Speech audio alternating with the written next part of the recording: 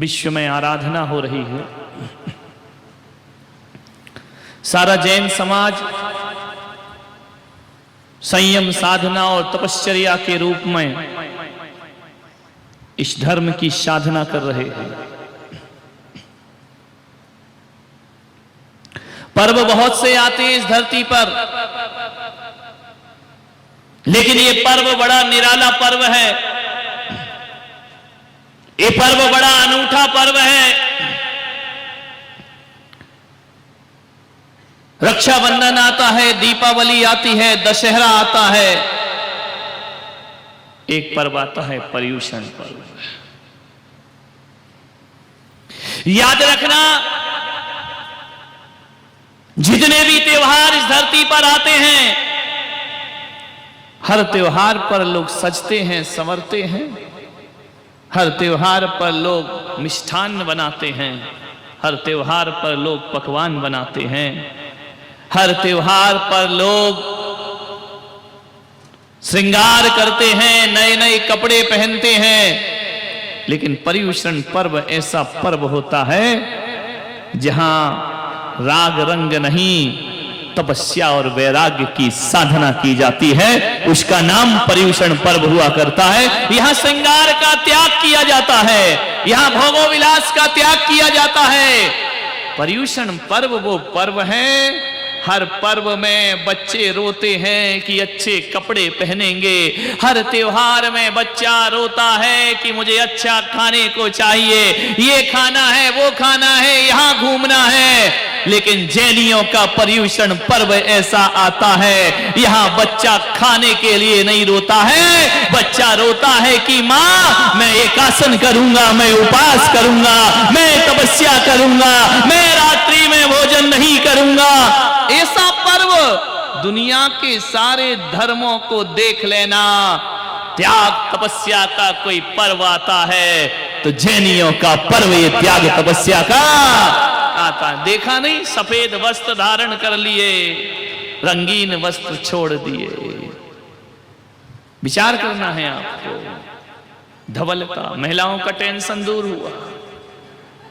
पति तो और ज्यादा खुशी हो गए कि महाराज बहुत अच्छा किया। 2 घंटे तो इनको अलमारी में चयन करने में लगता था कि सुबह कौन सी पहनना, दोपहर को कौन सी साड़ी पहनना और शाम को कौन सी साड़ी पहनना। रंग दी संयम से चुनरिया, रंग दी त्याग से चुनरिया, ले लिया जीवन में साध्वी का भेष, ले लिया अपने जीवन में त्याग और संयम की साधना का रंग। ये धवल वस्त्र मन की कलुषता को मिटाने के वस्त्र हैं। कषाय पैदा ना हो जाए। कपड़े सफेद होने से कल्याण नहीं होगा। आज तुम्हें अपनी आत्मा को भी पावन और पवित्र बना करके रहना है, कलुषताओं से दूर रहना है। ध्यान रखिए, ऐसे सफेद वस्त्र जो आपने पहने हैं, अकेले वस्त्र नहीं बदलना मेरे भाई, भीतर का मन भी जो बदल लेता है उसके जीवन में पर्युषण पर्व अवतरित हो जाते। चित्त को पवित्र करिए, मन को पवित्र करिए, सब विकल्पों को छोड़िए। आप सब यहां बैठे हैं, किसी का 40 साल का जीवन हो गया होगा, किसी का 50 साल का जीवन हो गया होगा, कोई 60 के होंगे, कोई 70 के होंगे। हर बार पर्युषण पर्व मनाया, हर साल पर्युषण पर्व मनाया। लेकिन इस बार अजमेर वालों एक बात ध्यान रखना, 70 साल, 50 साल, 40 साल परिवार को सौंप दिए, रिश्ते नातों को सौंप दिए, संसार की रंगरलियों में बिता दिए। जो भी परिवार को, रिश्ते नातों को दिया है, भाईचारे यार दोस्ती को दिया है, वह सारा का सारा समय व्यर्थ निकल गया। 10 दिन जो दोगे ये तुम्हारे बहुत काम आएगा। ये केवल तुम्हारा है, इसे कोई नहीं ले सकता है, ये फिक्स डिपॉजिट है।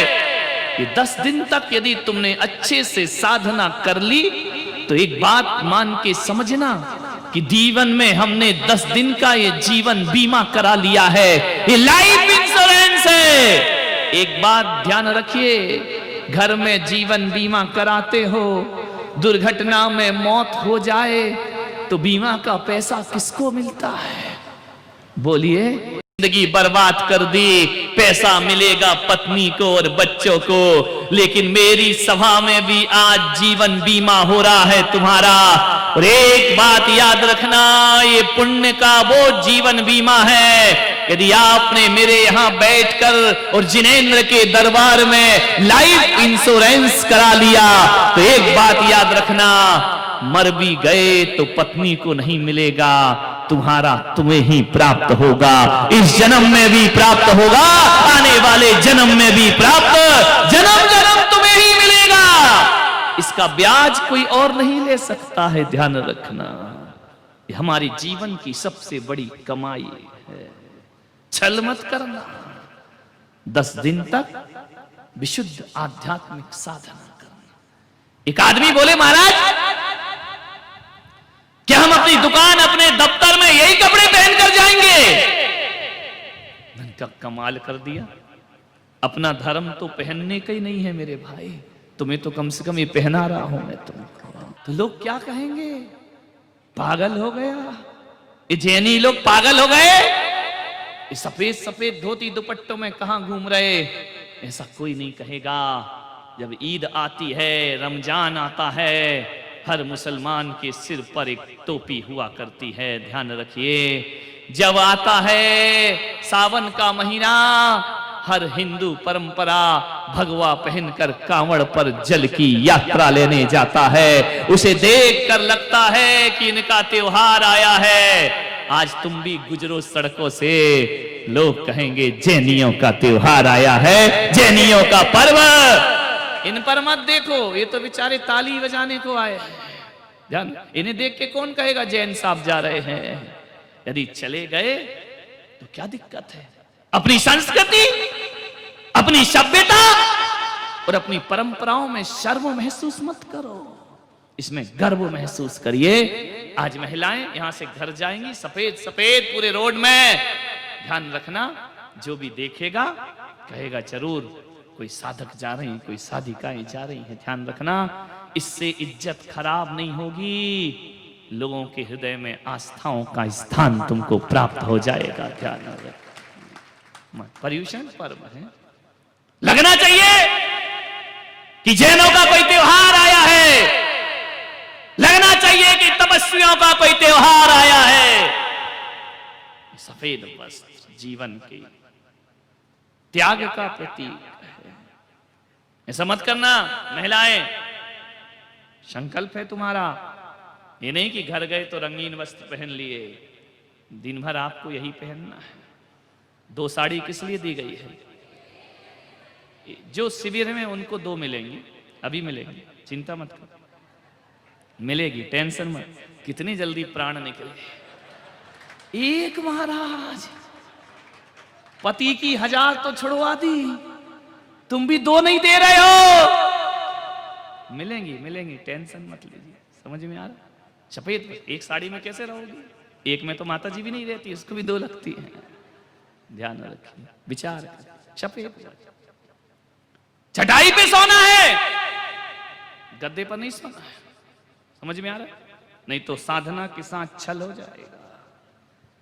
बन जाइए एक दिन, चिल्लाते हो मां का लाल कैसा हो, पुलक सागर जैसा हो, पड़ोसी कहीं, तुम कब बनोगे? ध्यान रखिए, 10 दिन तो साधना करो, 10 दिन तो तपश्चर्या करो, 10 दिन तो देखो कि हमारी यारिकाएं कैसी रहती हैं, 10 दिन तो देखो आपके संत कैसे रहते हैं। क्या पूरी 100 साल 50 साल की जिंदगी में 10 दिन भी संत का जीवन नहीं जी सकते हो? 10 दिन इतना मुश्किल है, फिर जो जीवन भर साधु बने हैं उनकी निंदा करना आसान है, लेकिन संत का जीवन जीना बहुत कठिन काम हुआ करता है। अरे मुनि बनना कोई खेल नहीं है, बच्चों का तेल निकल जाता है, अच्छों का ध्यान रखिए। एक दिन नहीं होती साधना, 10 दिन सन्यास नहीं होता, जीवन भर सन्यास लेकर कैसे जीते हैं संत लोग। बड़ा सुकून मिलेगा, बड़ा आनंद मिलेगा।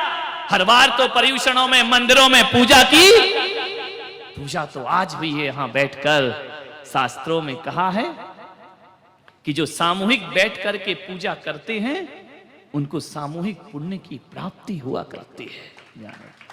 तुम पढ़ते हो शास्त्रों में, पूजाओं में कि सम्मेद शिखर की अमुक टोक से इतने मुनियों को मोक्ष हुआ है, हजारों लाखों मुनि मोक्ष गए।